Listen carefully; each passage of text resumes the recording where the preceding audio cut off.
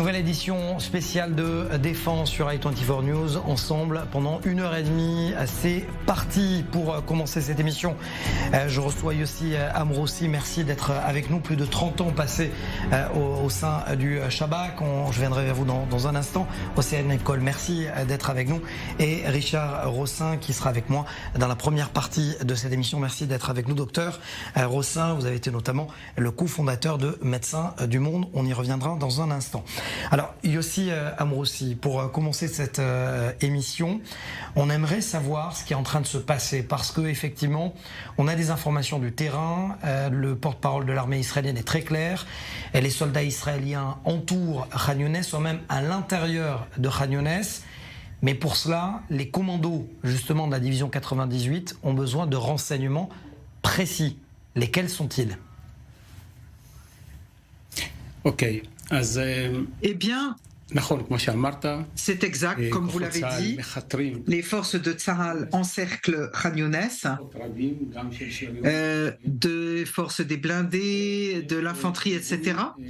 Et ils sont accompagnés par le Shabak, comme ça a été le cas pendant tous ces 2 mois, sous plusieurs paramètres. D'abord, les enquêtes et les interrogatoires que nous menons avec beaucoup de terroristes du Hamas qui ont été arrêtés dans les corridors humanitaires, qui nous donnent d'excellentes informations qui passent directement aux forces sur le terrain. Deuxièmement, ce sont les responsables du Shabak sur le terrain de Gaza avec les forces militaires qui interrogent sur place les personnes arrêtées sur le terrain et transmettent les informations aux forces au sol et aussi aux forces aériennes selon la qualité du renseignement qui est un renseignement qui sauve des vies. C'est important de le savoir. Parfois sur une maison piégée ou sur un lieu de lancement, sur l'entrée d'un tunnel. Et donc, ainsi, les soldats peuvent y aller directement et liquider la menace. La question que se pose tout le monde, c'est qu'à l'intérieur, justement, du centre de Khan Younes, il n'y a pas de civils palestiniens qui renseignent ou qui pourraient renseigner le Shabak. Donc, comment le Shabak permet ou arrive à savoir quelle maison est piégée et quelle maison ne l'est pas ? Selon les interrogatoires que nous menons sur le terrain. Vous attrapez un activiste du Hamas et vous lui posez des questions. Où est-ce qu'il y a des lieux de lancement? Où est-ce qu'il y a des entrées de tunnels? Où est-ce qu'il y a des maisons piégées qui vont directement au commandement sur le terrain? Et ainsi, nous pouvons sauver Et nous avons évidemment des arabisants qui posent les questions en arabe et ainsi ils transmettent ces informations précieuses. Alors, en préparant cette émission, vous m'avez dit que vous avez questionné notamment le commandant de la région de Sajaïa, qui est un archi-terroriste qui a commandité des attentats de 2002, avant cela 1995, 2014 également. C'est quoi la nature de ces terroristes ?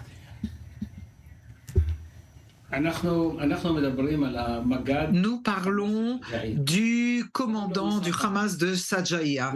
Issam Farhat, c'est son nom. Issam Farhat, si vous voulez, c'est l'archétype du terroriste né avec le terrorisme qu'il a bu au lait maternel. C'est-à-dire que cette personne a été arrêtée en 1995 par nous, alors qu'il avait réussi à faire rentrer un camion piégé par le passage d'Erez qui a été arrêté à Tel Sheva, près de Beersheva, ce camion piégé. Et nous l'avons interrogé. Ça a été un interrogatoire très dur, mais en fin de cet interrogatoire très très dur, il a fini par nous avouer tout ce qu'il avait fait. Il a été emprisonné pour 15 ans. Il a été libéré en 2010. En 2010, il est revenu sur le terrain pour être nommé comme commandant du bataillon de Sajaïa et ensuite de brigade. Et, il a été le responsable en 2014 de l'attaque où a été enlevé Oron Shaoul. Il vient d'une famille de terroristes. Son frère a commis un attentat à Atzmona, dans la yeshiva, dans l'école talmudique. Celui qui l'a envoyé et qui lui a mis sa ceinture d'explosifs, c'est sa mère, sa propre mère, vous comprenez? C'est elle qui a envoyé son fils se suicider pour tuer des juifs. Et Issam Farhat lui aussi, il a dans sa famille d'autres terroristes qu'on a liquidés. Et il a un troisième frère qui a été tué aussi dans une activité contre Tsahal. Et si vous vous souvenez, il y avait un recherché qui s'appelait Imad Achel dans les années 90. Vous savez où est-ce qu'on l'a tué? Eh bien, dans la maison de la famille Farachat. Donc, vous comprenez que ce sont des familles qui coulent de terrorisme, qui sont pleins de terroristes et de haine des Juifs. Et c'est avec eux qu'on se mesure. La question, et la vraie question, que tout le monde se pose finalement, il y a ces familles, il y a ces commandants. Comment, lorsque vous tuez ces commandants-là, il y a toujours autant de combats sur le terrain? Qui donne les ordres alors dans ce cas-là? Alors d'abord, pendant des années, nous savons qu'ils ont le badil, c'est-à-dire le remplaçant. Chaque fonction a un remplaçant. Et on ne peut pas ignorer le fait que dans ces divisions du Nord, ils ont à peu près liquidé 50 commandants de division dans le Nord, et donc des commandants de division, des commandants de brigade et de bataillon. Et donc maintenant, Mohamed Sinwar, qui est le frère d'Ichye Sinwar, qui est donc le commandant du bataillon de Khan Younes. Et on espère que celui-là, on va le liquider vite fait. La question, vous le dites avec tellement d'assurance que ça fait froid dans le dos. Comment?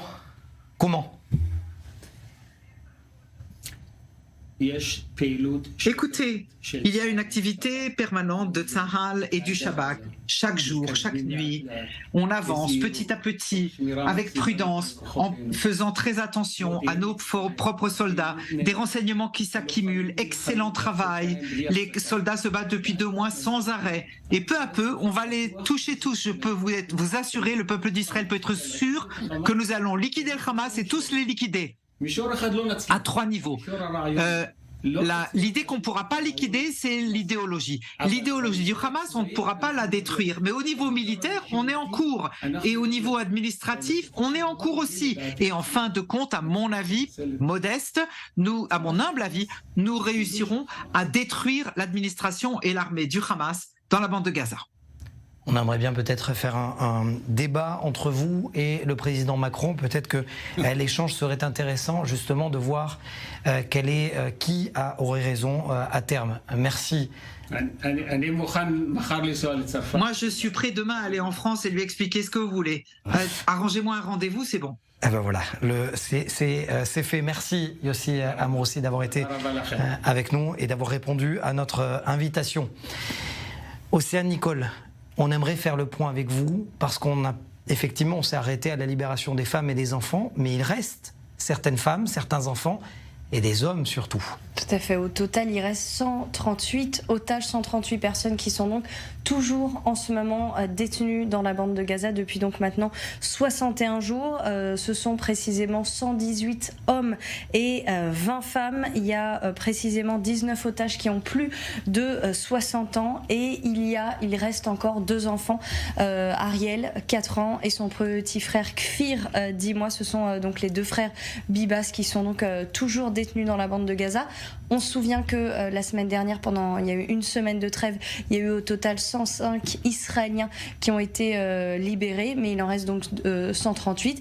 Et là, toute la question, c'est comment faire pour les libérer. Il y a eu beaucoup de réunions. Il y a eu une 3e réunion hier avec Benjamin Netanyahou et avec les familles des otages, parce que l'heure presse un peu, parce que il y a eu ces 105 Israéliens qui ont été libérés et qui commencent à parler de leurs conditions, les conditions dans lesquelles ils ont eu en captivité. Il y en a certains, selon les familles, qui ont dit hier que certains des otages sont en danger de mort immédiat. Ils subissent des sévices absolument atroces, d'où l'urgence. Et c'est pourquoi le gouvernement est un petit peu pris en étau. Évidemment que tout le monde veut, le gouvernement, et d'ailleurs Daniel Hagari l'a rappelé tout à l'heure, le porte-parole de l'armée israélienne l'a rappelé, que l'objectif de Tsahal, l'objectif de l'armée israélienne, c'est aussi évidemment de ramener tous les otages ici en Israël, mais la tâche est compliquée puisqu'en ce moment il y a encore ces combats. Donc le gouvernement, est-ce qu'il faut encore faire pression d'un point de vue militaire sur le Hamas et continuer les combats ? au risque peut-être d'attendre des jours qui peuvent être assez fatales pour certains otages, ou une nouvelle trêve. C'est en ce moment le gros dilemme du gouvernement qui enchaîne justement les réunions avec les familles des otages qui, eux, demandent évidemment une nouvelle trêve, quitte à libérer tous les prisonniers palestiniens. On se souvient que donc la semaine dernière, lors de cette trêve, c'était 105 otages libérés contre 240 prisonniers palestiniens qui étaient détenus ici en Israël, détenus pour terrorisme, qui ont été libérés. L'accord, c'était un otage israélien ou un otage étranger contre 3 prisonniers palestiniens. Est-ce que s'il y a une nouvelle trêve, l'accord, le gouvernement israélien est prêt à mettre plus ? On ne sait pas, mais en tout cas, c'est vraiment le gros dilemme en ce moment et la pression auquel fait face le gouvernement. Merci, Océane. Nicole, alors vous parlez des sévices subis par les otages. On va voir ce témoignage qui fait froid dans le dos. Je vous l'avertis, âme sensible, s'abstenir. Le récit des viols des femmes pendant la fête de Nova, on en parle juste après. Merci encore une fois, Yossi Amroussi, d'avoir été avec nous. I saw it with my own eyes, what happened and what they gone through, those young girls. We have tons of evidence that prove the systematic abuse of the women. You strip her out of her clothes. Her boyfriend got shot in the head, spread her legs. And after they done what they done, they executed her. We had GoPro cameras from terrorists, CCTV cameras, cameras from cars. Footage of a 19-year-old being taken with her hands bound and bloodstains on her pants in a manner that is typical to sexual abuse. A very detailed statement of a survivor. She witnessed a rape of a naked young woman, that during the actual act of the rape, the terrorist cut off one of her breasts and the other terrorist started to play with it. They praised the Lord, Allahu Akbar. What kind of God can support this kind of act?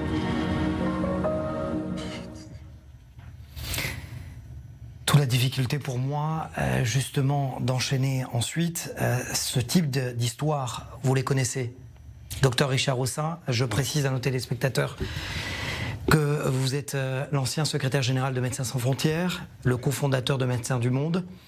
Je vous ai regardé ce témoignage avec plein de pudeur et en même temps de colère. Je voyais dans vos yeux. C'est, comment dire, c'est l'habitude des tyrans de jouer avec les otages. C'est un jeu pervers d'assassins, de psychopathes. C'est un jeu et un piège d'un cynisme fou que cette affaire d'otages. C'est le piège que le Hamas a attendu. Les massacres de masse, j'en ai vu quelques-uns malheureusement.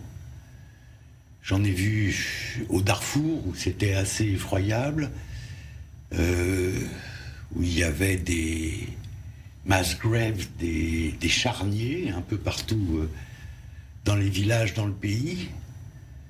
J'en ai vu aussi en mer de Chine, sous un autre aspect, parce que tout se passait en mer.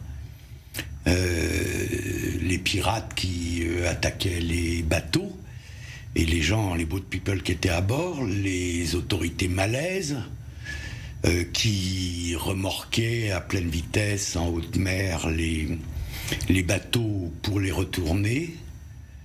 Mais ça, des otages enlevés chez eux, assassinés, torturés, violés, emmenés, ça j'ai jamais vu. Ça vraiment, c'est le summum de l'horreur et c'est le summum de la perversion. Ces gens sont extrêmement dangereux. Je vous sens ému. Oui, je suis ému parce que c'est un paradigme de ce que l'homme peut brutalement être capable de faire à l'homme, encore qu'on peut se demander si on est un homme quand on est capable de faire ça. Et je remarque que de France, d'où je viens, les réactions frisent le zéro absolu. On a un président qui est venu, soi-disant, sous le coup de l'émotion, qu'on a profité pour faire un peu de tourisme dans la région, a d'abord appelé à une coalition anti-Hamas, puis réuni une mascarade de conférences humanitaires avec que des délégués arabes, comme par hasard. C'est quoi une conférence internationale humanitaire avec quelques délégués arabes, un envoyé de Mahmoud Abbas, et c'est tout. D'ailleurs, les résultats de cette conférence, on les attend toujours. Comme on attend d'ailleurs l'efficacité des 2 porte-hélicoptères français au large de Gaza. Ça met un peu en colère. Pas de capacité d'hospitalisation. Des hélicoptères, mais pas d'utilisation pour évacuer les blessés et les malades des hôpitaux dont on se soucie tellement en France. On ne demande pas qu'ils viennent aider les Israéliens. Mais leur boulot, est-ce qu'ils le font ? Restez avec nous, Richard Rossin. J'aimerais faire réagir, puisque vous parlez de la France, Soukaina Brahma, qui a accepté mon invitation. Vous êtes activiste, vous êtes ancienne étudiante en sciences politiques et vous vous souciez, notamment vous accompagnez les victimes de terrorisme, y compris les violences de terrorisme sexuel. Merci d'avoir répondu à notre invitation. En préparant justement cette émission, vous me disiez que effectivement vous étiez vous aussi choqué du silence de ces organisations de femmes, même si effectivement certaines ont osé en parler. Oui, bonjour Mathias. Oui, effectivement, on a été, mes collègues et moi, extrêmement choqués du traitement en fait complètement déséquilibré du viol en fait de femmes pendant les pogroms du 7 novembre, parce que en comparaison avec ce qui s'est passé en Irak quand il y a eu les exactions, les viols contre les femmes yézidis, il y a eu un mouvement spontané de soutien envers donc les femmes yézidis, et concernant les femmes israéliennes, c'était presque un silence radio, et on ne comprend pas ce silence. Voilà. Vous ne comprenez pas ce silence, mais en même temps, il y a des vérités. Il y a des vérités qui ne sont pas dites. Pourquoi, lorsque cela concerne les yézidis, pourquoi, lorsque cela concerne les jeunes filles nigériennes dont il faut en parler, c'est une évidence qu'il fallait en parler, pourquoi là, cela gêne de parler des femmes juives, des jeunes filles juives, violées, assassinées, voire violées après avoir été assassinées ? Je pense que l'une des hypothèses, c'est le mélange des genres. Et quand on est acteur associatif, quand on est militante ou activiste, le principal, c'est de rester toujours au-dessus du débat pour accompagner toutes les victimes, qu'elles soient yézidis, juives, musulmanes, chrétiennes. On est là pour accompagner toutes les victimes. Donc c'est la principale définition du féminisme, c'est un ensemble d'idées et de mouvements orientés vers un but commun. Ici, donc accompagner tout le monde. Et là où ont fauté les féministes en France, c'est qu'ils n'ont pas réussi à dissocier le conflit des victimes. Donc, en quelque sorte, comment on fait quand on est activiste pour être au-dessus du débat politique ? Mais c'est le propre de l'activisme. C'est à partir du moment où on sort de chez soi, à partir du moment où on rentre dans sa fonction, on n'a plus d'idéologie, on n'a plus de nationalité, on n'a plus d'obédience politique, on n'a plus de religion. Et quand c'est plus le cas, à ce moment, je pense qu'on n'est plus digne de sa fonction. Au moins, voilà ce qui est dit. Merci. Je crois que Dr Rossin est d'accord avec vous. Si vous voulez, vous restez avec nous et vous intervenez quand vous le souhaitez. Vous restez avec nous, Soukaina. Il suffit de parler. Docteur, je vous voyais réagir, vous êtes d'accord ? Je suis entièrement d'accord. L'humanité, c'est l'humanité. Reconnaître dans l'autre un semblable, pas un identique. Nous ne sommes jamais identiques. Un semblable, c'est le mode de fonctionnement de l'humanité. Je me suis retrouvé... Je voudrais dire d'ailleurs sur cette manifestation de femmes, très importante, il y avait un petit cortège qui parlait des femmes israéliennes à Paris. Elles ont été attaquées dans la manifestation. Elles ont dû être exfiltrées par la police, ce que personne ne dit. Au-delà de ça, pourquoi personne, Médecins sans frontières, Médecins du monde, la Croix-Rouge, pourquoi ce silence? Pourquoi, lorsque la déléguée de la Croix-Rouge arrive dans la bande de Gaza, elle va rencontrer d'abord les blessés palestiniens et rien, niet, pas un seul commentaire sur les otages? Pourquoi? C'est malheureusement simple. Reprenons un peu l'histoire de la Croix-Rouge. Je vous rappelle que la Croix-Rouge va visiter les prisonniers palestiniens en Israël et refuse d'aller voir les otages. Nous avons à Gaza 2 otages depuis 9 ans. 9 ans. Pas ceux du 7 octobre. 2 dépouilles de soldats. Depuis 9 ans. Pas vu. Pas vu, pas pris. La Croix-Rouge est née des charniers de Solferino, 1859. De l'horreur de ces charniers. C'était une magnifique idée que d'aller porter assistance à tous les souffrants de quelque bord qu'ils soient. Et puis il y a eu la Deuxième Guerre mondiale. La Croix-Rouge n'a vu personne parmi les déportés. Si vous allez à Birkenau, vous vous baladez sur la route, c'est des barbelés, ce n'est pas opaque. Et ils ont osé écrire qu'ils n'ont aucune évidence de massacre de masse, alors que le gouvernement polonais en exil, dès 1942, fait état des massacres de juifs dans la Pologne occupée. Richard, juste pour des raisons techniques, je suis obligé, pardonnez-moi, juste de libérer, pardonnez-moi, Soukaner, en tout cas merci d'avoir été avec nous. Malheureusement, le temps qui nous est imparti est réduit. Merci en tout cas d'avoir réagi. Et je vous dis à très bientôt parce que il faut continuer ce débat. Je vous laisse peut-être une réaction. Vous voulez réagir un instant?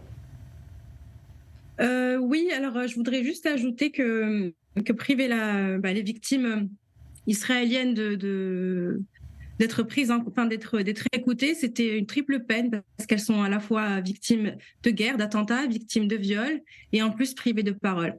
Et j'invite les associations féministes à méditer sur ces propos. Merci. Bravo. Merci, bravo, merci. Le message est passé et vous reviendrez dans Défense. Merci beaucoup, Soukaina, d'avoir été avec nous. Je vous laisse terminer.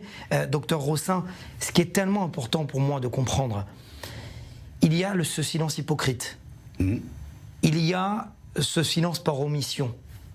Et il y a un silence aussi par volonté. Je ne sais pas s'il y a un silence par volonté. Je ne suis pas sûr qu'il soit capable de penser aussi loin que ça. Je pense que c'est un silence qui vient du plus profond d'un défaut d'éthique réel. Lévinas faisait le distinguo entre morale et éthique en disant que la morale, c'est se laisser aller à l'élan naïf du cœur et que l'éthique nécessitait autre chose. C'est là où est le manque. Cette autre chose, c'est l'identification du bourreau. Et il concluait que sans éthique, c'est-à-dire sans identification du bourreau, il n'y a pas de justice possible. Nous sommes dans l'injustice la plus profonde qui soit, poussés comme dans les années 30, dans la marginalisation. Il y a un parallèle. Je déteste la réduction ad hitlérium. Néanmoins, ce qu'on peut dire, c'est que les islamistes du Hamas aujourd'hui, comme les nazis autrefois, sont persuadés de faire le bien. C'est là où est la faille. C'est-à-dire qu'en tuant, qu'en torturant, qu'en violant, ils pensent qu'ils font le bien. Et on a tous vu cette image de ce jeune Gazaoui, les mains ensanglantées, appelant sa mère en lui disant « C'est formidable, maman, c'est formidable, j'ai tué 10 juifs ». Il avait fait le bien. C'est là qu'est le problème. Ce que personne ne dit vraiment, c'est que ce mode de pensée-là, qu'on appelle l'islamisme, parce qu'on a besoin d'euphémisme pour ne pas dire les choses, va à la conquête du monde. Son objectif, c'est la conquête du monde pour établir sur la planète la charia, avec son extraordinaire distinguo entre musulmans et non-musulmans, le non-musulman étant un dhimmi, un sous-homme qui doit être soumis, payé et pleurer pour survivre. On est face à ça. Et ce qui est effarant, c'est de voir les hommes qui se lèvent au nom de l'humanité soutenir ça. Médecins du Monde, Médecins sans frontières, la Croix-Rouge, l'ONU et ces innombrables agences de par le monde soutiennent la discrimination et le meurtre. Merci. Excusez-moi. Au contraire, merci, Dr Rossin. J'avais besoin de vous inviter, j'avais besoin d'entendre ces explications. Je pense que nous tous et nous toutes, que ce soit en plateau et également à la maison, avaient besoin également d'entendre un humanitaire parler, parce que vous restez un humanitaire, parler avec son cœur et avec son passé et son expérience. Merci, Dr Rossin, d'avoir été avec nous. Je rappelle à nos téléspectateurs que vous avez écrit « L'indifférence et autres horreurs » aux éditions de Ballon. Oui, absolument. Et ça parle de ça, effectivement. Et je retiendrai une phrase, qu'avec tous les massacres que vous avez vus, ce que vous avez vu sur le terrain, c'est du jamais vu. Merci, Dr Rossin, d'avoir été avec nous. Merci à vous. On continue cette émission défense avec le lieutenant-colonel Maurice Hirsch, ancien chef du parquet militaire de Judée-Samarie en 2002, ancien conseiller juridique également de l'armée de l'air. On va y venir dans finalement la première question qui me vient à l'esprit, Maurice Hirsch, c'est... On dit que, et j'entends très souvent en France dire que les frappes aériennes ne sont pas légales, sont illégales. Vous leur répondez quoi? Alors, le seul tir illégal dans cette histoire, c'est les tirs effectués par les terroristes sans distinction avec des roquettes vers la population juive israélienne civile. L'attaque des forces aériennes qui sont en fait des forces de défense de l'État d'Israël face à ces terroristes est totalement légale parce qu'elle porte atteinte et se concentre sur les terroristes et les infrastructures terroristes et donc il n'y a absolument rien d'illégitime. Vous pouvez nous préciser quand même à nos téléspectateurs que, puisque je disais que vous étiez ancien chef du parquet mais surtout aussi ancien conseiller juridique de l'armée de l'air, est-ce qu'à chaque fois qu'un pilote est dans les airs et qu'il va pour frapper, est-ce qu'il y a un ordre presque juridique qui lui est donné de le faire?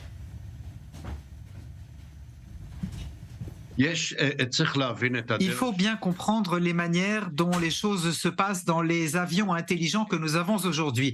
Il n'y a pas de situation où un avion décolle juste avec des bombes qu'il ne sait pas vers où il va les diriger et qu'est-ce qu'il va cibler. Et donc ces cibles sont vérifiées en détail et avant même l'attaque. Et donc nous savons exactement ce que nous allons attaquer quelle est la cible, la vocation de la cible que nous allons attaquer et qu'est-ce qu'il y a autour. Parfois, il y a en effet des situations où il y a des victimes collatérales qui ne sont pas la cible. C'est tout à fait regrettable, mais c'est le résultat du fait que les terroristes du Hamas, du djihad islamique, du Front populaire et tous les autres terroristes de Gaza sciemment mettent leur infrastructure terroriste au cœur même de la population civile.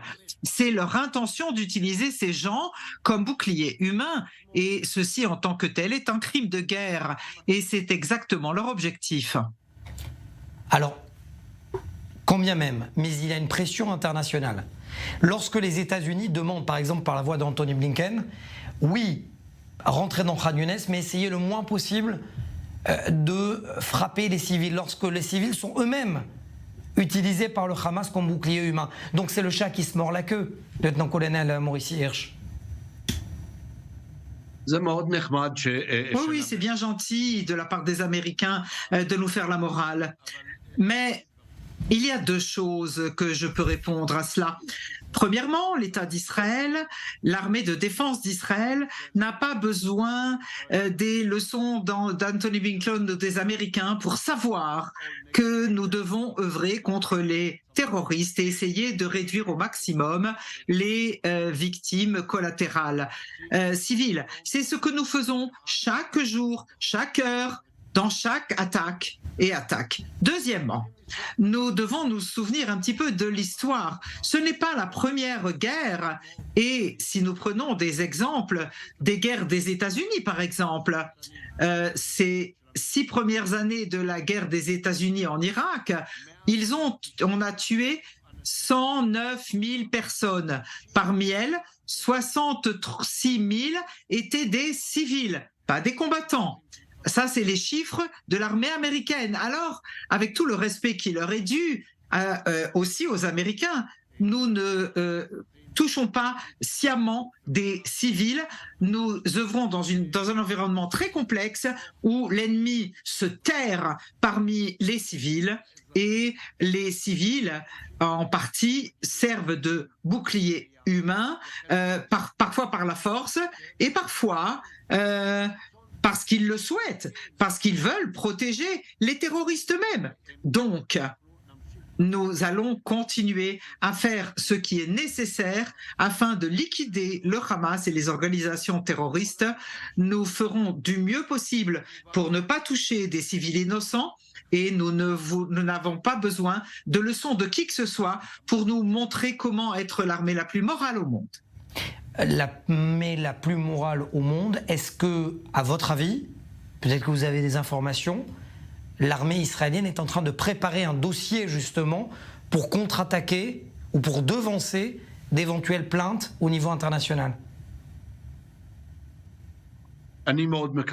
J'espère que non, je ne crois pas. Je ne fais confiance ni à la Cour internationale de la Haye et aux autres forums. Nous n'avons pas besoin de nous appuyer sur quiconque pour appliquer la loi, appliquer le droit. Je pense que de nos propres forces devons arriver au dernier des terroristes et ou les liquider ou les attraper et c'est nous qui les jugerons. Nous n'avons pas besoin de l'aide de ceux qui sont à l'étranger, à Doha et dans d'autres lieux. Je leur propose plutôt de commencer à regarder derrière leur épaule quand ils se promèneront là où ils seront pour voir qui les suit. Je vous garantis que ce serait mieux pour eux. Et pourtant, ce sera ma dernière question, lieutenant-colonel Maurice Hirsch. Il y a des faits. Pour la première fois, le procureur de la Cour pénale internationale s'est rendu dans l'enveloppe de Gaza. Il a reconnu des crimes de guerre, ce qui n'a pas plu d'ailleurs aux Gazaouis et au Hamas. Est-ce que vous avez été surpris? Non, je n'ai pas été surpris que le procureur arrive et joue le jeu comme si il y avait une réciprocité dans cette affaire. Le procureur et la procureure qui l'ont précédé savent parfaitement qu'il y a au moins un crime qui n'est pas à remettre en cause. Le simple fait que l'autorité palestinienne paie des sommes aux gens pour tuer des juifs, c'est un crime.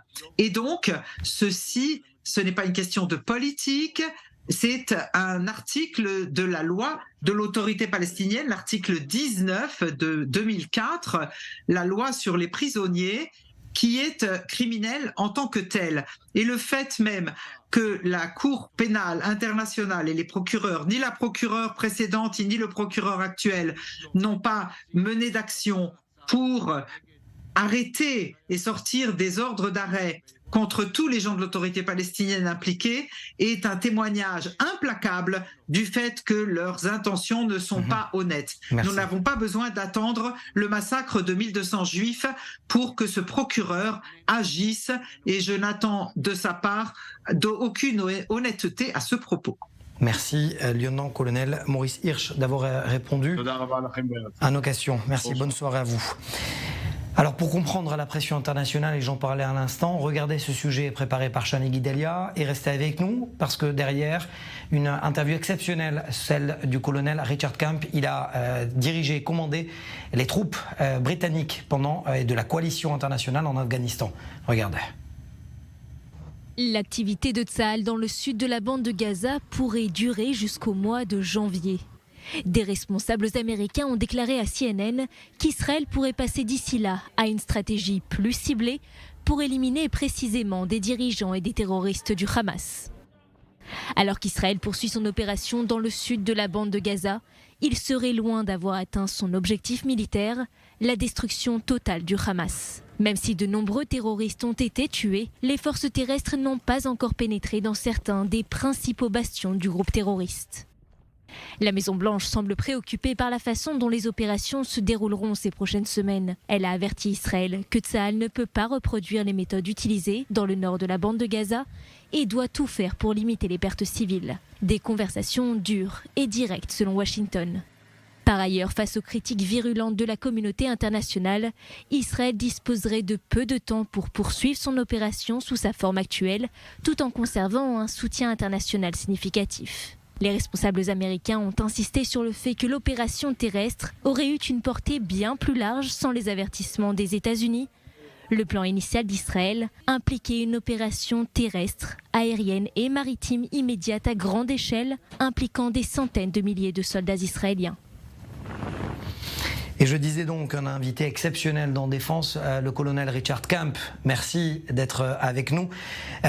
Puisqu'on parle de la pression internationale, vous êtes bien placé pour le savoir. Vous avez dirigé la coalition en Afghanistan, notamment au sol. Et vous êtes assez souvent en Israël pour connaître la situation sur le terrain. Est-ce que la communauté internationale et les États-Unis, la France, d'autres pays ont raison de mettre la pression sur Israël au niveau des combats?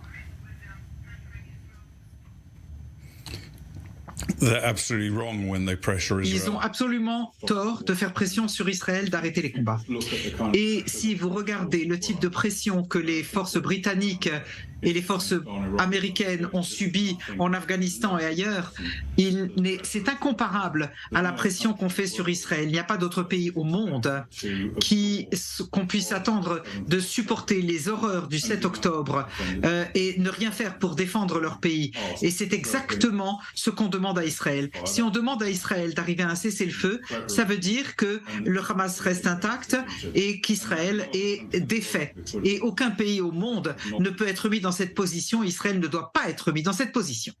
Est-ce qu'il y a une différence de mindset, d'état d'esprit, lorsqu'on est un militaire, comme vous l'avez été, un gradé, qui va réaliser une opération extérieure, ce qu'on appelle une OPEX, à des milliers de kilomètres de votre base, et un soldat israélien qui défend sa frontière, son pays, son peuple? Je pense qu'il y a une différence et j'ai eu le privilège de parler et de rencontrer des commandants israéliens, des soldats israéliens sur la frontière libanaise et à Gaza. Et il est évident qu'ils sont totalement engagés à ce qu'ils font, malgré les dangers terribles qu'ils vivent. Et on voit tant de victimes israéliennes. J'ai rencontré aussi des blessés et amputés à l'hôpital qui continuent à être forts parce qu'ils savent qu'ils sont prêts à risquer leur vie pour combattre, pour défendre leurs frères, leurs sœurs, leurs familles, leurs amis, leur pays. Et je pense qu'une chose qui me semble importable, c'est au niveau des victimes. Les victimes israéliennes, et certains sont très gravement blessés, ils sont extrêmement motivés pourtant encore parce qu'ils savent ce qui est en jeu, ils savent ce qui se passe. Alors que pour les Britanniques qui se battaient en Afghanistan à des milliers et des milliers de kilomètres de chez eux, c'était difficile de comprendre pourquoi ils se battaient, même si de mon point de vue, c'était une cause juste, mais c'était beaucoup plus difficile à expliquer. Et donc je pense qu'il y a évidemment des difficultés dans le combat sur votre frontière, mais d'une certaine manière, ça donne aux soldats un engagement, une motivation beaucoup plus forte encore. Ce qui nous intéresse, c'est finalement votre regard. Colonel Kemp, vous avez combattu les djihadistes en Afghanistan, les talibans. Votre regard sur ce que vous voyez actuellement dans le nord de la bande de Gaza, à Khan Younes, c'est important pour moi de voir votre regard, votre perception de l'avancée des troupes. Eh bien, moi je me suis battu en Afghanistan, en Syrie, contre des ennemis qui sont pareils, qui utilisent des boucliers humains et qui se cachent dans la population civile pour tirer sur vous. Et tout cela, ce sont des défis terribles pour les troupes. Et il y a beaucoup de similarités entre la manière dont nous nous sommes battus contre nos ennemis, qui étaient des djihadistes, et la manière dont Tsahal le fait. Et il est vrai de dire que les soldats britanniques ont toujours regardé l'armée israélienne comme un modèle dans la manière de combattre, pas seulement en termes d'effectivité du combat, mais dans la manière de minimiser un minimum de pertes humaines sur le champ de bataille. Par exemple, une délégation d'anciens généraux d'armée à travers le monde entier, y compris la France, qui collectivement, on parle de démocratie, ils sentaient collectivement que l'armée israélienne, dans les conflits précédents, l'armée mettait le seuil trop haut pour qu'ils puissent réussir à respecter cela dans la préservation des vies humaines civiles sur le champ de combat. Alors bien sûr, on entend des allégations de crimes de guerre, etc. Mais c'est tellement faux. Les soldats israéliens meurent parfois à cause de la détermination d'Israël de respecter le droit de la guerre. Ce conflit pourrait être terminé le 8 octobre si l'armée israélienne avait simplement bombardé Gaza par les airs, mais ce qu'il ne fera jamais parce que des centaines de milliers de civils auraient été tués ou même des millions. Alors effectivement, les Israéliens respectent le droit de la guerre et ils payent le prix de cela. Et ce serait terrible et c'est injuste que les organisations des droits de l'homme et les politiques à travers le monde condamnent Israël pour des fautes qu'ils ne commettent pas. Alors justement, c'est ce qui m'amène à la question, puisque vous êtes un homme de terrain, vous êtes un homme d'expérience, vous avez combattu le djihadisme, vous avez combattu l'islamisme, vous avez combattu le terrorisme. Lorsque le président Macron, au Qatar, plus exactement, enfin pendant à la COP28, dit « on ne peut pas battre le Hamas militairement parce que ça prendrait 10 ans ». Vous lui répondez quoi ?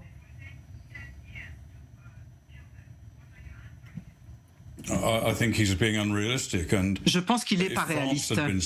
Si la France avait été sujette à ce type d'horaire, et n'oublions pas que le 7 octobre, ça a été 10 ou 15 11 septembre en un jour, si vous comparez la taille des populations entre les États-Unis et Israël. Ni la France, ni la Grande-Bretagne ne toléreraient ce genre de situation.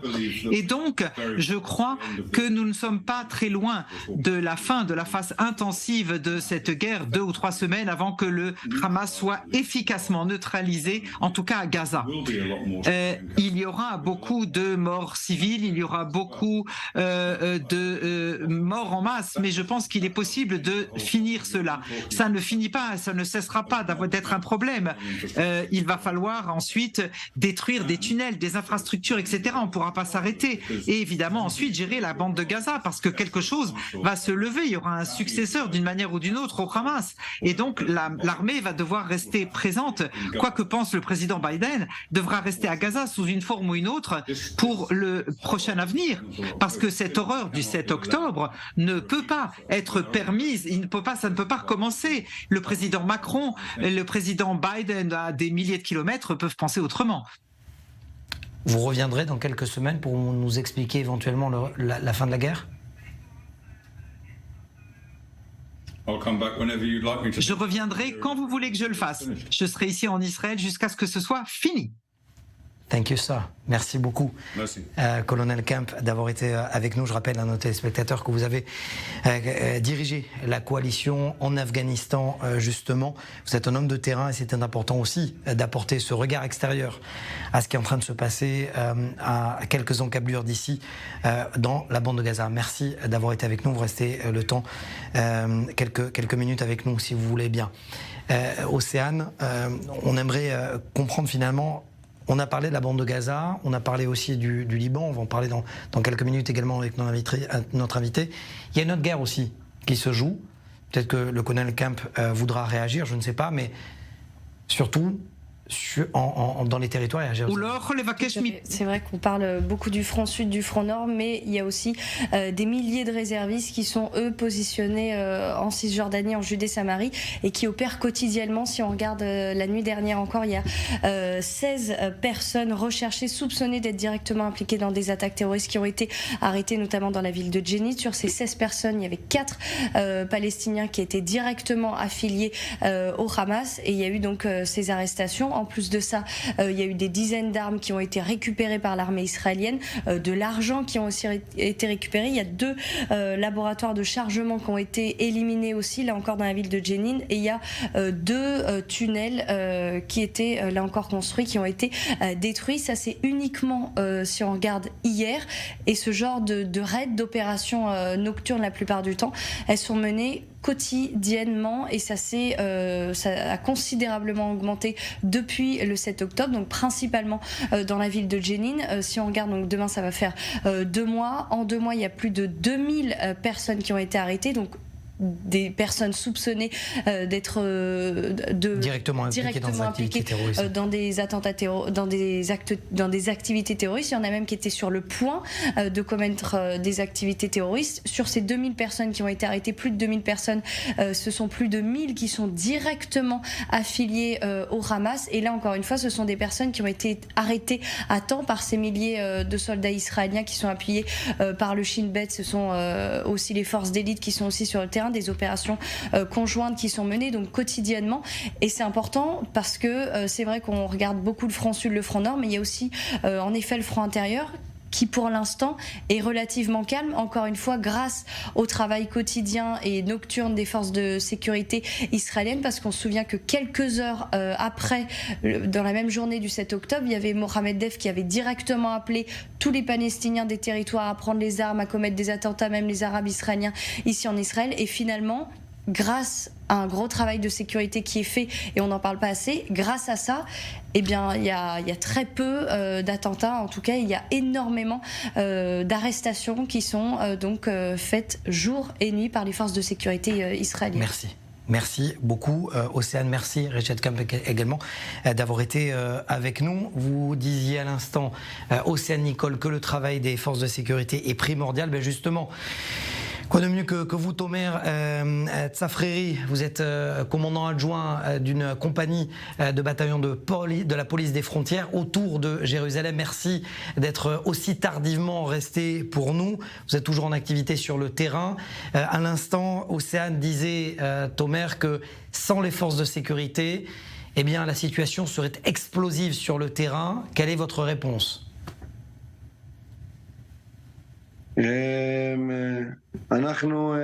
Nous, aux gardes-frontières, en fin de compte, Nous travaillons avec des forces renforcées 24 heures sur 24, du sud au nord. Comme je l'ai dit, je suis commandant dans la zone de Jérusalem et nous nous concentrons sur la défense des localités autour de Jérusalem et des murs de Jérusalem. Nous empêchons les terroristes d'arriver donc à porter atteinte à notre vie et nous sommes là pour défendre les civils dans cette zone. Il est 22h49 exactement en Israël et vous n'avez toujours pas terminé votre journée. Ça veut dire que c'est un travail 24 heures sur 24, toute la nuit, toute la journée, pour empêcher que les terroristes ne pénètrent à l'intérieur de Jérusalem et commettent des attentats. Exactement. Nous travaillons jour et nuit avec des forces renforcées. Je veux clarifier à tous que nous n'allons pas céder, nous ne dormirons pas la nuit jusqu'à ce que nous ne soyons pas sûrs que tous les citoyens peuvent vivre et dormir tranquillement en toute sécurité. Et je veux aussi d'ici soutenir toutes les familles des otages. Avec l'aide de Dieu, ils vont rentrer chez eux bientôt en paix et je présente mes condoléances à toutes les familles des personnes assassinées. Moi, j'ai perdu ma cousine qui était soldate observatrice le 7 octobre. Nous continuerons à défendre tout le monde. C'est notre rôle, nous sommes là pour ça. Je vous présente également toutes mes condoléances, commandant Tsafreri. Est-ce que vous pouvez préciser à nos téléspectateurs, c'est quoi être garde-frontière actuellement tout autour de Jérusalem, sachant par exemple qu'il y a eu cet attentat à l'entrée de la capitale, mais également sur la route des tunnels où on a vu également ce fils d'un archi-terroriste du Hamas également ouvrir le feu sur les forces de sécurité. En effet, avec ce travail intense des gardes-frontières, en fin de compte, nous empêchons l'entrée, l'infiltration de ceux qui veulent nous faire du mal. Par exemple, dans cet attentat au barrage de la route des tunnels, on a empêché un attentat terrible qui devait avoir lieu à Jérusalem, ce que nous avons empêché. Et donc, c'est ça notre fonction. Cela exige de savoir que vous devez être en fait le gilet pare-balles de tous les civils. Et donc, tous les matins, je suis rempli de ma mission et je suis prêt à sacrifier ma vie pour défendre les vies civiles. C'est ça que je dois faire. Pardonnez-moi de la trivialité de ma question. Si je peux vous demander votre âge et surtout le fait que vous puissiez dire, incorporer le fait que vous ne savez pas si vous allez rentrer le soir. Je vous souhaite une longue vie, bien évidemment. Mais c'est extrêmement dur, la phrase que vous venez de prononcer. Écoutez, j'ai 24 ans, je suis marié à Daniela et j'ai un bébé de 2 mois à la maison.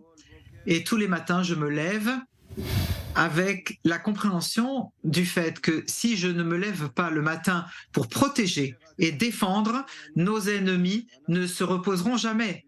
Et nous ne pouvons pas leur permettre de toucher nos civils. Ce civil peut être demain ou après-demain mon frère, ma mère, ma femme ou mon enfant. Et donc, nous continuerons à faire notre devoir. Commandant adjoint Tsafreri, je parlais à des policiers, des gardes-frontières également, vos frères d'armes, dans le sud, qui me disaient que s'ils n'avaient pas été là en première ligne, eh bien la deuxième ligne, c'était vous. C'est-à-dire que finalement, les terroristes étaient en partance vers Jérusalem, vers les grandes villes. Est-ce que ça aussi, vous étiez préparé d'abord, et est-ce que vous l'êtes pour le futur ? D'abord, ce Shabbat-là, moi aussi, j'habite dans le sud, et moi-même, je suis allé sortir des gens de cette rave party et j'ai sauvé des gens sous les tirs et il y a eu des choses atroces que j'ai vues. Et en fin de compte, ces terroristes, ces monstres du Hamas, maudits soient-ils, nous ont surpris les forces de sécurité ce Shabbat-là, mais nous sommes prêts pour la poursuite, pour la suite. Nous sommes forts, nous allons gagner et nous sommes là pour vaincre. Peut-être que c'est une question bête, mais d'où vous puisez cette force, cette détermination? Dans l'histoire du peuple juif, pendant toute l'histoire du peuple juif, on nous a poursuivis parce que nous étions juifs. En fin de compte, sur ce petit lopin de terre, la terre d'Israël, c'est le seul endroit où le juif sait qu'il peut se promener en sécurité dans la rue. Et si les gens pensent qu'ils peuvent venir empêcher notre vie quotidienne, ils se trompent. Et nous les empêcherons et nous permettrons aux citoyens d'Israël, partout en Israël, de vivre en sécurité et nous vaincrons tous ces criminels, ces monstres assassins qui sont venus nous assassiner parce que nous étions juifs. Ça sera ma dernière question. Est-ce qu'il y a un plan opérationnel pour empêcher une éventuelle incursion massive de terroristes depuis cette enveloppe de Jérusalem vers la capitale?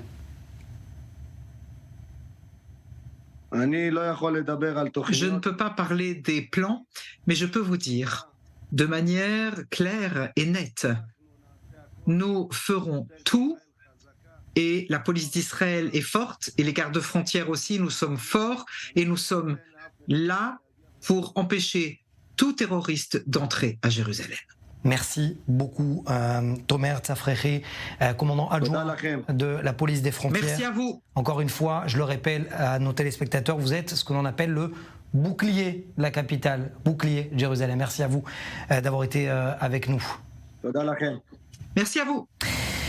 Océane, juste avant de la pause, rappelons quand même les chiffres que vous m'avez dit juste avant de lancer cet entretien avec le commandant Tzafrechi, les opérations et les arrestations.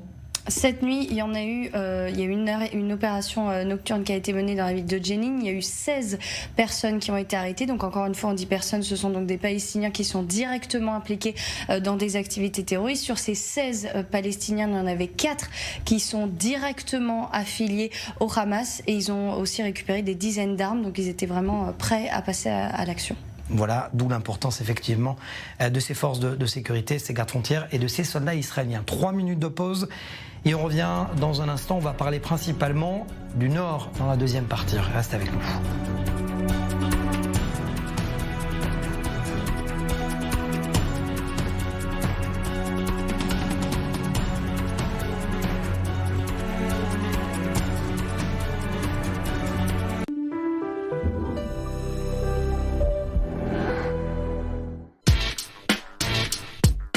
La collecte de vêtements Coupe à Tahir, un point de rencontre entre ceux qui n'en veulent plus et ceux qui en ont besoin. Profitez de la meilleure logistique pour le ramassage, le tri et la redistribution des vêtements. 3 boutiques ouvertes à Paris, de nombreux containers à votre disposition 24 heures sur 24 et une nouveauté, les collectes à domicile. Faites partie de cette chaîne d'entraide extraordinaire. Donnez à Coupe à Tahir et faites-en profiter ceux qui en ont besoin.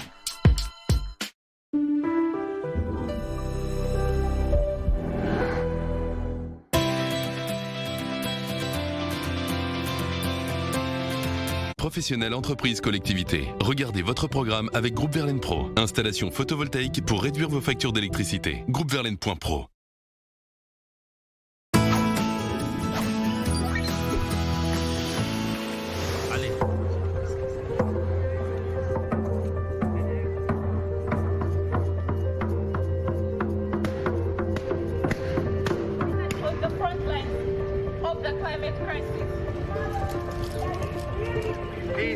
And in health in the future.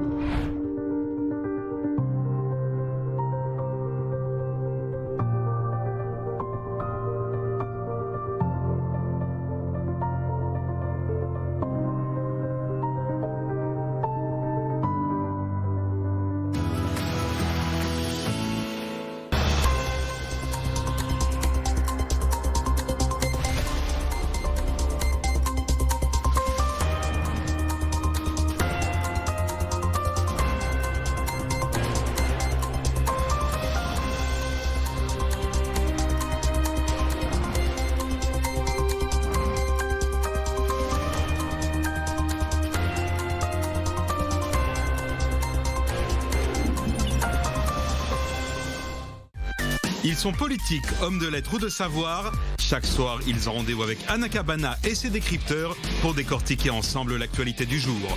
Une heure d'échange piquant et incisif pour mieux comprendre les coulisses du pouvoir.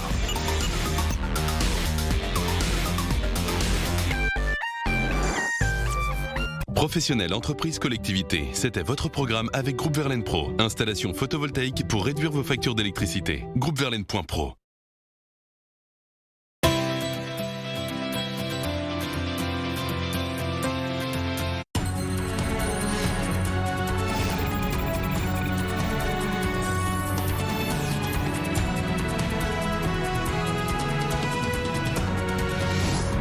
Deuxième partie de cette édition spéciale de Défense. Vous êtes toujours avec nous sur i24 News. On prend la direction du Nord à présent. Tal Beiri, spécialiste de renseignement et chercheur spécialiste du Nord pour le think tank Alma, spécialiste justement du Front Nord. Tal Beiri, merci d'être resté si tard pour répondre à nos questions.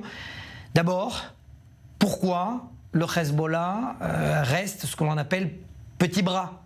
Une réaction pour l'instant mesurée. Le Hezbollah, en fait, à mon avis, a été surpris par le 7 octobre et par cette attaque. En fait, il n'était pas au courant probablement de cette action du Hamas. Et le Hezbollah, en fait, n'a pas du tout envie d'être vu comme celui qui est à la traîne du Hamas.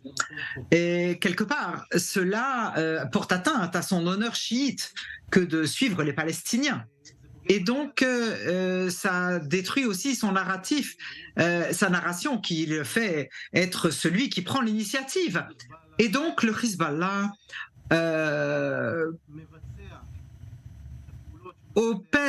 fait ses opérations aujourd'hui d'un côté pour quand même faire une représentation, de participer au combat contre Israël, mais d'un autre côté, cela sert son intérêt aussi de garder à petit feu ces combats contre Israël. C'est extrêmement intéressant ce que vous êtes en train de nous dire, Tal Beiri, parce que c'est la première fois depuis le 7 octobre que j'entends un analyste spécialiste, quand même je précise, du Front Nord, dire que les rencontres qui ont devancé le 7 octobre, notamment à Beyrouth, les rencontres tripartites, où on a vu Hamas, Djihad islamique, Hezbollah, eh bien visiblement n'ont pas mené à une entente commune des proxys iraniens en disant c'est toi qui commence et c'est moi qui suis, mais vous dites au contraire que finalement le Hamas a joué un double jeu avec le Hezbollah. Non, je ne sais pas s'ils ont joué un double jeu avec le Hezbollah, le Hamas, mais c'est possible qu'il y ait eu une planification quelconque d'une grande guerre pour attaquer Israël sur plusieurs fronts. Je vais vous raconter une histoire personnelle. Ce samedi matin-là, du 7 octobre, je me suis réveillée avec tous les messages sur le téléphone et j'ai vu l'image que tout le monde a vue de la camionnette du Hamas avec ces terroristes dans la ville de Sderot. Et très vite, j'ai compris qu'il y avait un événement à une autre dimension. La première chose que j'ai faite, c'est téléphoner à ma femme qui était en train de se promener près de la frontière du Nord. Je l'ai appelée tout de suite et je lui ai dit « Évacue tout de suite, on rentre à la maison tout de suite ». J'étais persuadée que le Hezbollah attaquerait en parallèle sur la frontière Nord. Et ce n'est pas arrivé. Et ceci renforce chez moi l'estimation du fait que quelque chose là n'a pas été coordonné avec le Hezbollah et que le Hezbollah n'était pas au courant. Il n'y avait pas de telles intentions d'un point de vue général dans la planification de l'Iran certainement. Et donc la coordination spécifique du Hamas le samedi 7 octobre n'était pas connue du Hezbollah. Et pourtant, les téléspectateurs qui suivent cette émission de défense savent parfaitement que le Hezbollah est bien plus expérimenté et surtout plus fort que le Hamas. Alors, la question qui se pose, soit le Hezbollah est devenu une organisation politique, ce que personne ne semble confirmer, soit le Hezbollah prépare une grande surprise.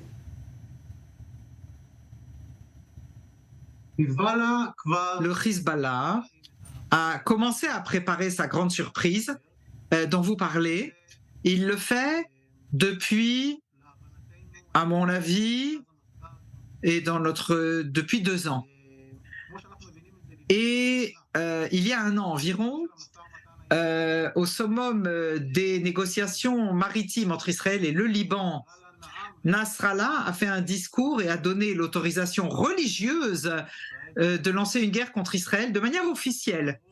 Il a lancé un appel du Hezbollah encourageant les activistes et les appelait et les prévenait qu'ils allaient partir en guerre. Le Hezbollah, depuis 1 an et demi, mène des actions offensives contre Israël sur la frontière libanaise afin d'entraîner Israël à un conflit. Vous voyez la force de ces actions qui va croissante d'une action à l'autre. Le summum, ça a été l'acte terroriste de Megiddo et des tirs de roquettes lors du dernier Pessah. C'était des dizaines de roquettes, mais bon, c'était en coopération d'ailleurs avec le Hamas à l'époque, mais sous la direction du Hezbollah. Et on savait qu'ils voulaient la guerre et les commandos de Radouane se préparent à cette guerre. Et c'est le plan qu'on a vu exactement aussi du côté du Hamas. Justement. Mais eux, ils ont lancé leur plan et ils ont lancé leur action. Et je pense que là, la coordination du Hamas a stoppé le Hezbollah en fait. Ça sera ma dernière question, Tal Berry, et c'est important de le comprendre. Si jamais les renseignements militaires israéliens et renseignements civils, le Shabak, ont failli à leur mission, c'est-à-dire de prévoir ce que le Hamas allait faire, est-ce qu'on est en droit de se poser la question de savoir que savent les renseignements militaires israéliens et les renseignements civils, le Shabak, sur la frontière nord? Je ne sais pas vous dire ce que c'est le renseignement militaire et le Shabak sur la frontière nord.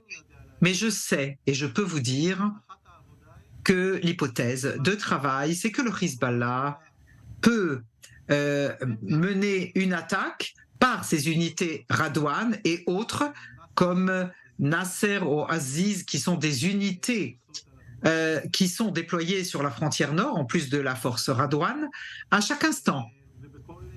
Et là, sur chaque point spécifique, sur les dizaines de kilomètres de notre frontière avec le Liban. Ça, c'est l'hypothèse de travail du point de vue du renseignement. Et c'est ainsi que Tsahal et ses forces se préparent. C'est réconfortant de savoir qu'au moins Tsahal se prépare. Ce qu'il est moins, c'est effectivement la conclusion d'une éventuelle entrée en guerre du Hezbollah. Merci, sachant effectivement qu'il y a actuellement une négociation d'un accord, mais tout le monde sait que depuis plus de 20 ans, eh bien, le Hezbollah ne respecte aucun accord international, qui plus est la frontière et la démilitarisation de cette zone suite à la résolution 1701. Merci Tal Berry d'avoir été avec nous. Merci à vous. On continue dans cette émission de défense, un reportage exceptionnel commenté par Eric Fendler sur la manière dont les hommes du Shabak justement ont tenté de rattraper justement ces failles sécuritaires en combattant les terroristes des Nourba du Hamas ce jour du 7 octobre en payant de leur vie. Regardez.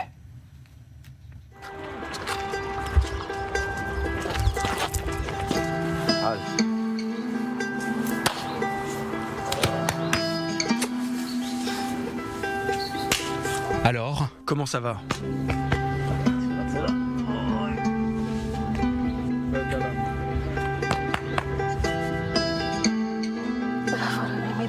Il me manque. Il me manque, il me manque. Mon cœur est mort. Mon cœur est mort. Comment c'est possible qu'il n'ait pas pris soin de lui-même? Comment? Pourquoi est-ce qu'ils n'ont pas pu le sauver? Je vois la façon dont tu me remontes le moral. Allez.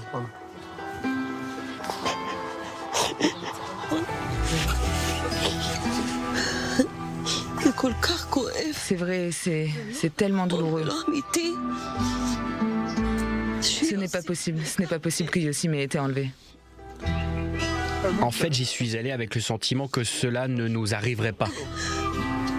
Pourquoi en fait-il partie? Yossi, le bon Dieu le protège. Mais personne ne l'a défendu. Jusqu'au 7 octobre, Mazal et Elitar ne savaient rien d'eux, ni à quoi ils ressemblent, ou quel est leur vrai nom.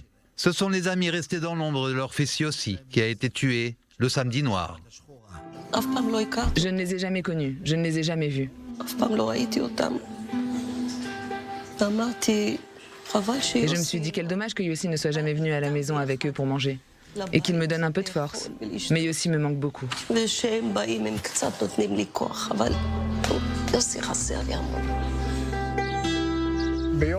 Jeudi matin, nous avons parlé. C'est peut-être le moment de montrer ce qu'il m'a écrit. C'était jeudi. Lis, moi je ne peux pas. Papa, je veux te dire combien je t'aime et j'apprécie vraiment que tu sois à mes côtés. Tu me donnes de la force quand j'en ai besoin, toujours en pensant de manière réfléchie, chaleureuse, amicale, avec logique et toujours désintéressée. Il est important pour moi que tu saches que tu m'es si cher, tu m'es vraiment très cher. Je t'aime, Yossi.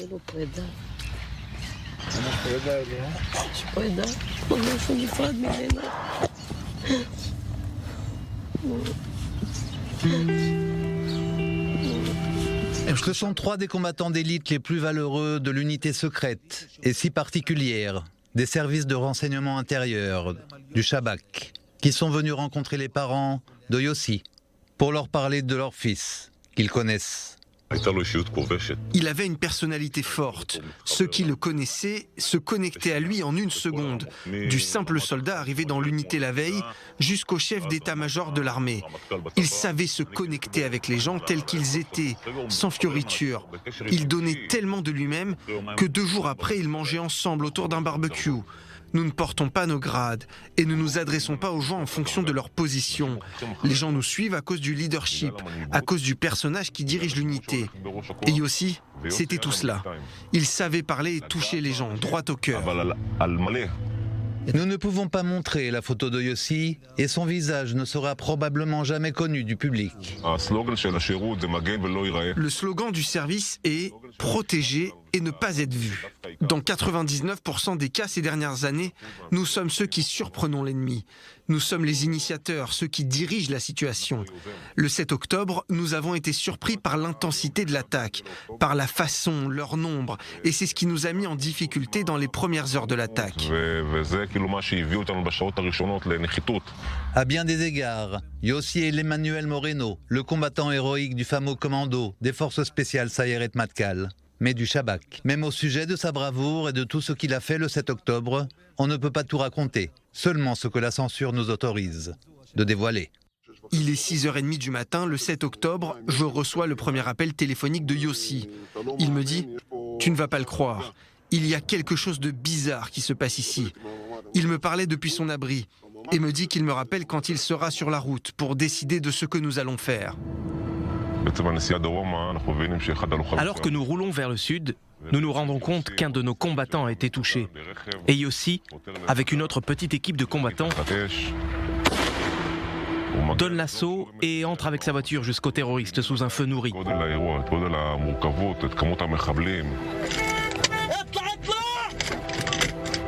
Il arrive dans un secteur qu'il ne connaît pas et nous ne comprenons pas encore l'ampleur et la complexité de l'attaque ni le nombre de terroristes. Il arrive jusqu'aux combattants en difficulté après quelques minutes et en fait, Yossi lui sauve la vie.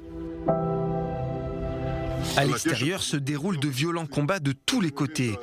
Et Yossi se rend compte que l'évacuation est bien gérée, sous contrôle, et que d'autres combattants pourront terminer l'évacuation des blessés vers l'hélicoptère. Il analyse la situation de façon parfaite et renforce les combattants présent sur le terrain. Yossi est un combattant vétéran, avec beaucoup d'expérience de combat. Il vient des commandos marins, Chayetet. Yossi était à un autre niveau que nous. Il a très souvent fait face aux terroristes, a participé à beaucoup d'assauts contre eux et avait énormément d'expérience.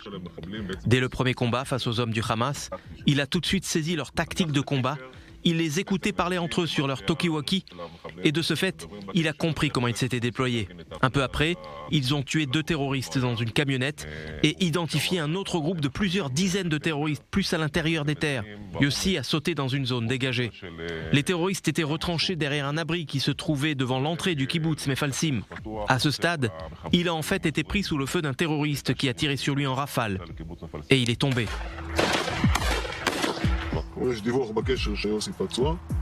Il y a un message radio selon lequel Yossi est blessé et le prochain appel que je reçois est du paramédic de notre unité. Je l'ai aussi. Et il me dit « Mec, je ne peux plus rien faire pour Yossi. C'est fini. »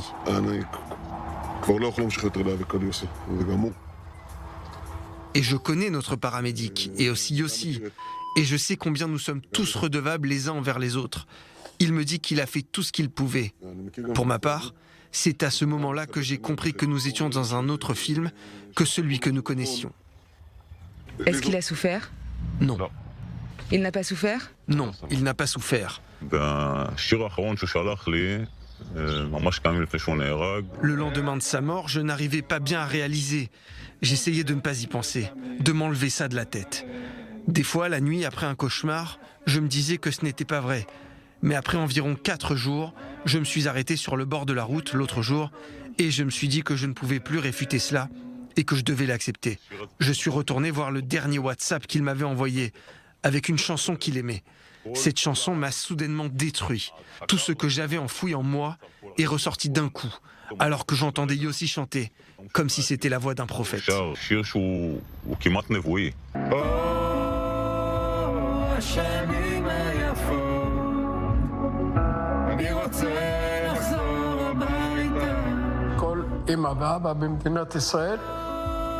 Yossi était le fils de chaque mère et de chaque père de ce pays. Il les protégeait, il les défendait lui-même. Sans hésiter une seule seconde. Il a protégé l'État d'Israël, il a protégé tous les parents, tous les enfants, tous les oncles et tantes, tout le monde dans ce pays. Il nous l'a même dit une fois, si je ne le fais pas, alors qui le fera?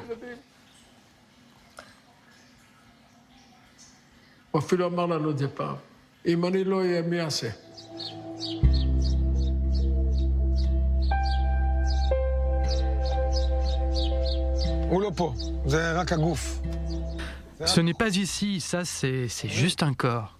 Je respecte le cimetière et la tombe. Ce qui est important dans le judaïsme et par rapport à notre héritage, mais cette pierre, ce n'est pas lui, c'est un endroit pour se recueillir. Je pense que s'il y a, comme on dit, l'au-delà, là-haut, il s'y trouve. Je n'ai aucun doute là-dessus.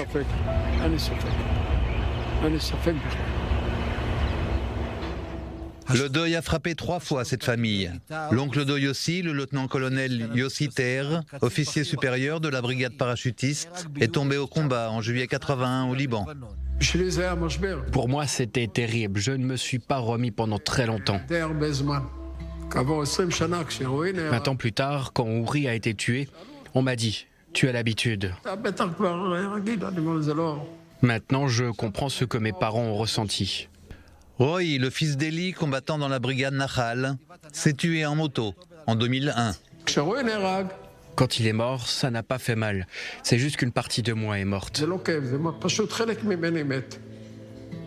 Eli était sûr qu'il avait déjà payé le prix fort et que Yossi, un père qui était officier dans les commandos marins et combattant du prestigieux Shabak, ne serait pas blessé. C'est ce que pensaient presque tous ceux qui le connaissaient.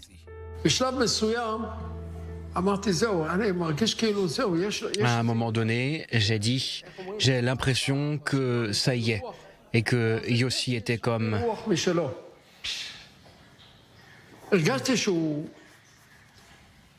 Protégé. C'est comme s'il était au-dessus de la mort. Son commandant, lors de l'éloge funèbre, a dit « Yossi regardait la mort dans les yeux, et c'est la mort qui baissait les yeux. » Nombreux sont les Israéliens qui doivent leur vie à Yossi, et ils ne le sauront jamais. Au-delà du fait que le 7 octobre, son opération ait empêché les terroristes d'entrer dans le kibboutz de Plessim, il est aussi responsable de centaines d'attentats déjoués au fil des ans. Et cela, seulement quelques personnes le savent.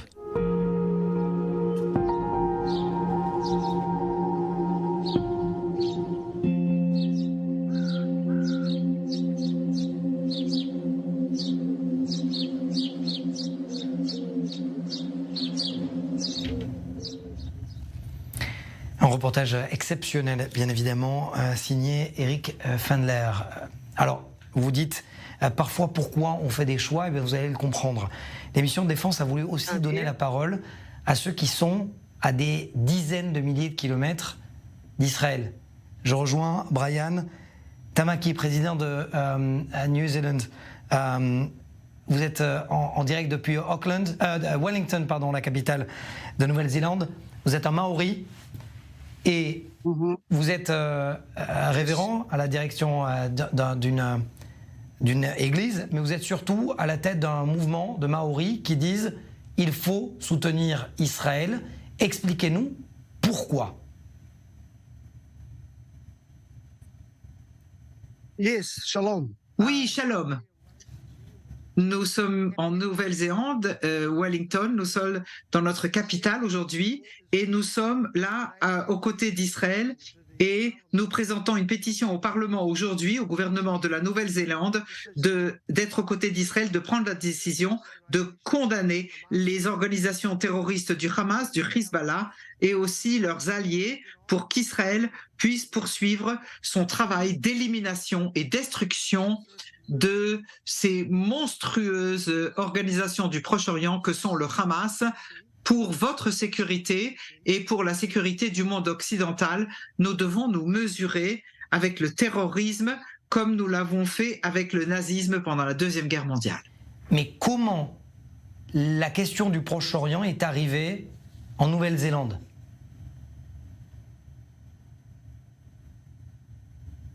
Yes. Mais oui. Dès qu'on a entendu les atrocités qui ont eu lieu le 7 octobre, ce que le Hamas a fait avec ce massacre monstrueux de bébés et de familles et de civils innocents, nous avons immédiatement appelé au mouvement en Nouvelle-Zélande et en Australie toutes les églises pour être aux côtés d'Israël et du bon côté de l'histoire et de faire ce qu'il faut faire et de faire le nécessaire en Australie et en Nouvelle-Zélande. Et nous allons commencer avec notre danse guerrière du Haka, qui est devenue une action effrayante que nous faisons et qui crée un peu la peur dans le cœur des pro-palestiniens ou des pro-Hamas. Et donc, nous croyons que c'est une action essentielle. C'est quoi en Maori, puisque les Maoris sont bien évidemment un peuple à l'origine qui est présent sur cette terre de Nouvelle-Zélande. C'est quoi cette prière maori du Haka, ce chant guerrier du Haka? Est-ce que vous pouvez nous expliquer, à nous qui sommes en Israël, ce qu'il signifie?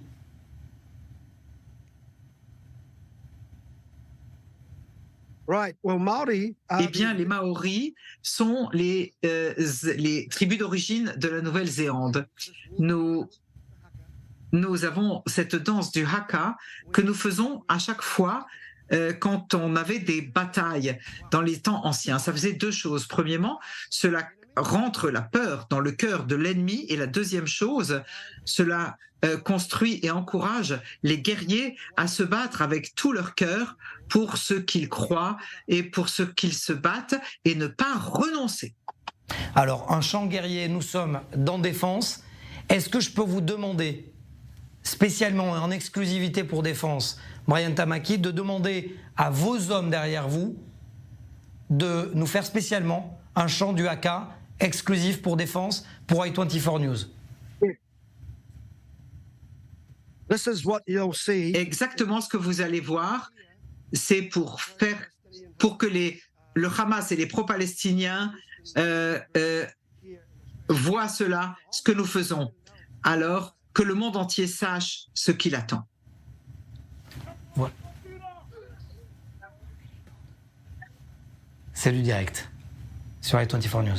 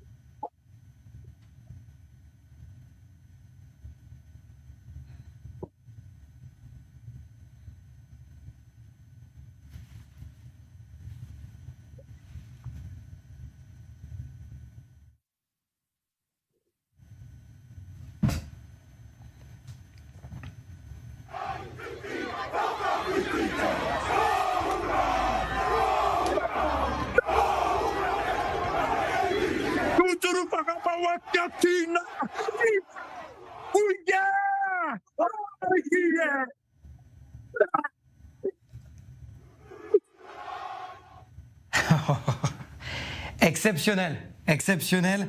Oui, il vous reste quelques secondes, Brian Tamaki, pour vous dire qu'est-ce que ça veut dire ce que vous venez de faire, rapidement.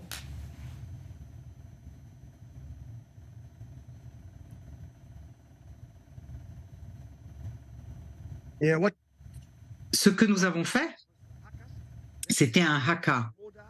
C'est la danse de guerre, le défi avant la bataille. Exceptionnel. Merci infiniment, messieurs, d'avoir été avec nous et de faire ça depuis Wellington en direct, exclusivement pour Défense. Merci infiniment. Et surtout, eh bien, bonne chance. J'aurais voulu vous dire merci beaucoup en maori. Fatalement, je suis un peu limité sur ma connaissance de cette langue. Allez-y rapidement, très rapidement. Kia ora. Ben voilà. A kia ora. C'est dit. Merci à kia ora à tous et à toutes. Merci pour cette séquence exceptionnelle sur Défense. Bonne soirée à toutes et à tous. On se retrouve la semaine prochaine.